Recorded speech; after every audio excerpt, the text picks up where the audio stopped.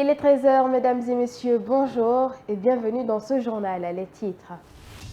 Fin du mandat de certains leaders à la tête de leur formation politique, la menace du ministère de l'Administration du Territoire et de la Décentralisation a-t-elle une base juridique? Tout à l'heure, les précisions d'un juriste. Et puis, toutes les traversées pour les îles se feront uniquement à partir de la gare maritime de Sandarvalia pour le grand public et de petits bateaux pour les bateaux de plaisance. C'est une décision conjointe du ministère des Transports en collaboration avec les ministères de la Défense nationale, de la Sécurité et de la Protection civile, de l'administration du territoire et de la décentralisation, du tourisme et de l'artisanat.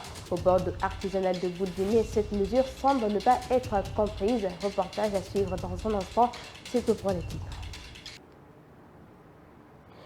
Le 14 décembre dernier, le ministère de l'Administration du Territoire et de la Décentralisation a mis en garde les leaders politiques dont les mandats ont expiré.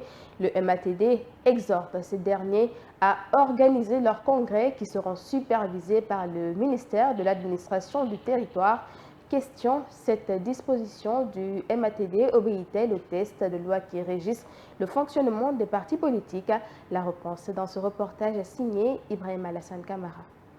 La sortie du ministre de l'Administration du Territoire et de la Décentralisation continue de faire des tollés. Si la plupart des responsables des partis politiques pensent que c'est une immixtion dans les affaires internes des formations politiques, le juriste Fayum Bamara explique que la charte des partis politiques de 2011 autorise bel et bien le MATD à superviser des congrès électifs des partis politiques. Ça lui appartient, c'est vrai, puisque c'est lui qui est chargé d'appliquer à la lettre cette loi. C'est la loi du 31 mars 2011 portant charte des partis politiques.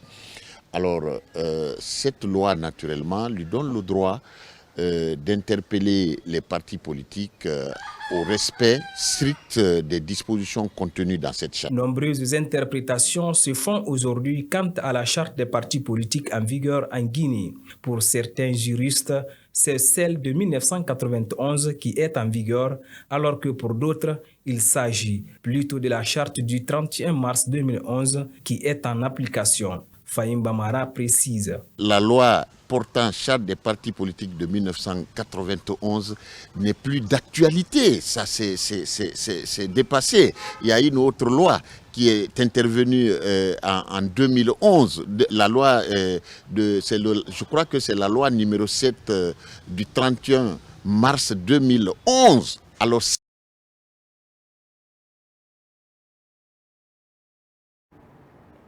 Explosion au dépôt d'hydrocarbures de Kaloum. 10 jours après le drame, les activités reprennent peu à peu au centre-ville. En dépit de quelques restrictions, Kaloum tente de se relever afin de retrouver son rythme habituel. C'est un constat fait par Amara Bangora. Le centre-ville de Kaloum, au rythme du 10e jour après l'explosion de la centrale d'hydrocarbures. Dans le transport, le constat en dit long. Sous ce feu vert, aucune voiture en attente, malgré la minute réduite. Sur les plaques, de potentiels passagers attendent les taxis en dépit de leur arrêté. Une situation qui traduit une reprise morose des activités où les recettes journalières des conducteurs de taxi-moto sont impactées. Beaucoup de ralentissement sur le travail, les business, les choses ça ne fonctionne pas comme il faut.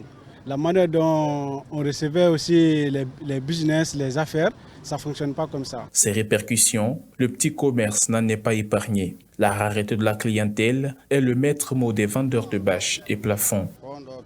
La clientèle se fait rare actuellement. Les activités sont au ralenti à tous les niveaux. Depuis que le dépôt a brûlé jusqu'aujourd'hui, nos activités ne marchent pas. Dans l'administration, tout semble reprendre à la routine, même si certains départements peinent à s'en remettre, selon Salih Touré. Peu appréciable, parce que depuis le mardi, nous avons repris les travaux. C'est vrai que nous avons un peu peur, mais ça va. Pour rappel, l'explosion a eu lieu le 17 et 18 décembre dernier. Selon les derniers chiffres fournis par les autorités, elle a fait 24 morts, une centaine de blessés et plusieurs édifices publics ou privés endommagés. Je vous le disais au sommaire, la traversée vers les îles est interdite au port de pêche artisanal de Boulbinet jusqu'au 5 janvier 2024. C'est une décision du ministère du Transport publiée cette semaine.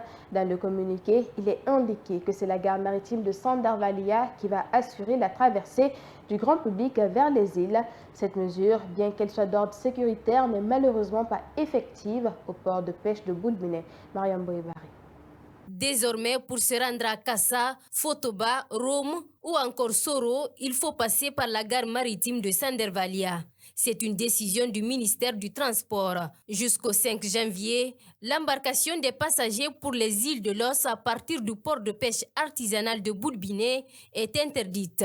Une bonne nouvelle donc pour la Société maritime de Guinée où l'affluence ne faiblit pas depuis l'annonce de la mesure. Elle se dit d'ailleurs prête à accueillir le maximum de personnes dans le respect des mesures de sécurité. Chaque fin d'année, on enregistrait des pertes en vies humaines, c'est-à-dire qu'on a créé à les îles et inversement. Donc pour pouvoir pallier à ça, le gouvernement a pris des décisions fermes cette année parce que ces pertes-là en vies humaines sont souvent enregistrées avec les embarcations de fortune. Et à ce niveau, toutes les dispositions sont déjà prises, comme indiqué, comme édité par le gouvernement. Et les directions concernées, comme je l'ai dit tantôt, ces dispositions sont entre autres, c'est-à-dire mettre les bateaux et tous les bateaux de la société navale guinéenne et les vedettes à la disposition des passagers qui voudraient se déplacer cette fin d'année-là de Conakry vers les îles. Une mesure qui n'est cependant pas respectée au port de pêche artisanal de Boulbinet. Ici, la traversée vers les îles de l'Os se poursuit de plus belle, surtout en cette période de fin d'année. Mais pour les piroguiers, ce communiqué sonne toutefois comme un coup de massue dans le dos. Les autorités nous fatiguent. Elles nous ont délocalisés derrière la présidence. Elles disent encore que nous n'allons pas assurer la traversée. Ce n'est vraiment pas bien. Nous vivons de cette activité. Et c'est pendant cette période que nous nous faisons des profits. Si elles ferment le port de pêche, nous allons beaucoup souffrir. Pour encourager la population à se diriger vers la gare maritime de Sandarvalia, le gouvernement a pris en charge une grande partie du coût du transport. Ce qui réjouit Daouda Bangoura qui avait l'habitude de s'embarquer au niveau du port de pêche de Boulbinet. Où jadis on prenait à 35 000 francs pour s'embarquer de la gare de Sandarvalia jusque sur les îles, à 35 000, aujourd'hui on paie 15 000 francs. C'est une aubaine pour les familles, pour les amis de se retrouver ensemble et puis faire une tournée sur les îles. Le même communiqué fait état de l'interdiction d'utiliser des pirogues, bateaux ou barques de pêche pour assurer la traversée des passagers en mer. Reporté en raison du drame survenu à Kaloum suite à l'incendie au dépôt d'hydrocarbures, la Foire internationale de Guinée ouvrira ses portes ce 30 décembre 2023. Une décision du gouvernement vivement saluée par les organisateurs. Sur place, l'installation de différents stands a déjà démarré. Suivez le constat d'Aïcha Kamara. La Foire internationale de Guinée ouvrira bel et bien ses portes cette année. C'est une décision des autorités. Prévue le 20 décembre dernier, elle se tiendra finalement le 30 de ce mois. À l'esplanade du Palais du Peuple de Conakry, l'installation des stands a déjà démarré. Un offre de soulagement pour les exposants, mais aussi pour les organisateurs. Aminata Kamara y participe à chaque année. Elle se réjouit d'ailleurs de cette décision du gouvernement. Cette année, nous sommes en retard comparativement aux années précédentes. Cela a impacté notre activité commerciale, mais que faire? Vu la conjoncture actuelle du pays, la foire devait débuter depuis le 20 de ce mois. Nous avons beaucoup dépensé. Donc nous demandons à ce que les organisateurs puissent au moins nous accorder un mois afin que nous puissions écouler nos marchandises.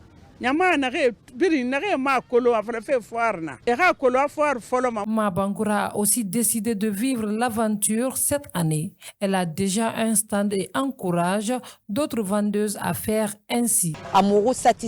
Ce n'est pas une première que nous collaborons avec Benedi. C'est notre travail ça depuis des années. Si cette difficulté est arrivée, nous sommes obligés d'accepter. Vu que les activités reprennent ce samedi, nous ne pouvons que nous remettre. Il faut dire que l'espoir était perdu cette année suite à l'explosion au dépôt d'hydrocarbures de Kaloum qui a coûté la vie à de nombreux citoyens. Quelques jours après ce drame, les autorités ont finalement décidé la tenue de la foire qui regroupe des milliers de Guinéens à chaque fin d'année. Pour finir, des journalistes, communicants et étudiants en journalisme sont outillés en techniques d'esprit d'entreprise, tendances médiatiques et opportunités entrepreneuriales. L'initiative du Fonds national pour l'insertion des jeunes, l'atelier de formation a eu lieu ce jeudi à Conakry, en Soubaï-le-Baldé.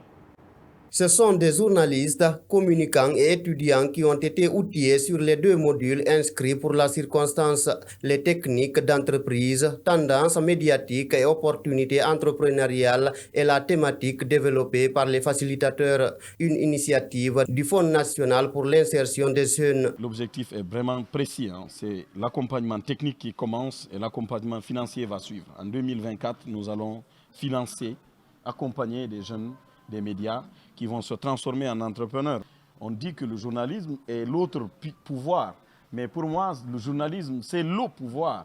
Vous verrez, dès le premier semestre 2024, des jeunes journalistes qui vont recevoir des chèques du FONIGE. Des experts en développement d'entreprise ont animé les débats pendant la rencontre, une opportunité de partage d'expériences avec 100 participants qui disent avoir beaucoup appris. Le fait d'être journaliste, ça ne veut pas dire qu'on doit rester campé, qu'on doit se renfermer à toute autre activité. Donc cette formation permet déjà de savoir qu'on peut exercer le métier de journaliste et être son propre patron. Et vraiment, j'espère qu'à la sortie de cette formation, je pourrai monter mon propre projet et pourquoi pas être financé par le FONIGE. C'est une initiative salvatrice, elle est très salvatrice, ça aide, ça encourage, ça soulage. Et de par là, je ne dirais pas que je vais directement entreprendre, mais j'ai déjà la notion de comment entreprendre et sans laisser le métier que j'ai tant pratiqué. Au sortir de la rencontre, c'est désormais l'esprit d'entreprise qui anime les bénéficiaires de la formation. C'est la fin de ce journal. À tous, merci de l'avoir suivi. Bonne journée à vous.